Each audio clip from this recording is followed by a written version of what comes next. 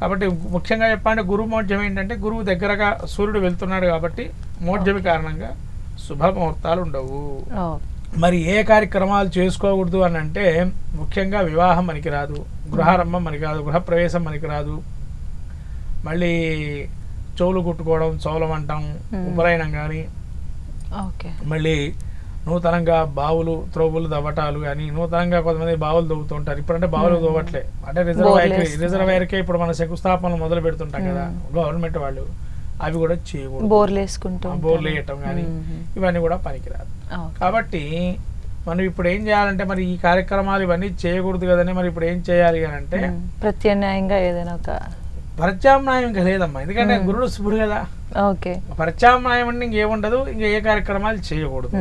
కాబట్టి శుభ కార్యక్రమాలకి కొంత విరామం వచ్చినట్టే. ఇప్పుడు మళ్ళీ ఎప్పుడు అంటే తర్వాత ఆషాఢ మాసం వస్తుంది, ఈ మధ్యలో అయిపోతుంది గురుమోఢ్యమి, కానీ ఆషాఢ మాసం రావడంతో మళ్ళీ గురుమోఢ్యమి పోయి శుక్రమోఢ్యమి కూడా దగ్గరగా వస్తుంది. శుక్రుడు కూడా మళ్ళీ జరుగుతూ ఉంటాడు ముందరకి. ఇది గురు మూఢం అనేది ఎప్పుడు నుంచి మొదలై ఎప్పటి వరకు ఉంటుంది?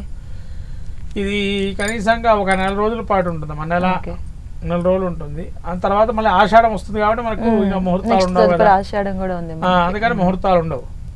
అయితే ఈసారి ఏందా గురుడు అతిచారం కూడా ఉంది అందులోనూ కూడా. ఈ అతిచారం వల్ల ఏమవుతుందంటే గురుడు ఫాస్ట్ గా కదులుతున్నాడు. కదలటం వల్ల కూడా ఏమవుతుంది, కొద్దిగా ఇంకా సూర్యుడు ఉన్నంత కాలం దాదాపుగా మూఢ్యం వస్తుంది.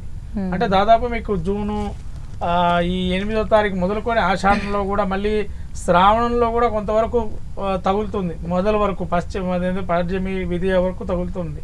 కాబట్టి ఇటువంటి స్థితిని చూస్తే కనుక మనం ఏ కార్యక్రమం శుభ కార్యక్రమం పనికిరాదు. ముఖ్యంగా పెళ్లిళ్ళు అనేవి చాలా ఏవి ఉండవు. అయితే మరి ఎప్పుడు ఏవి చేయాలంటే ఆపద్ధర్మంగా కొన్ని ఉన్నాయమ్మా.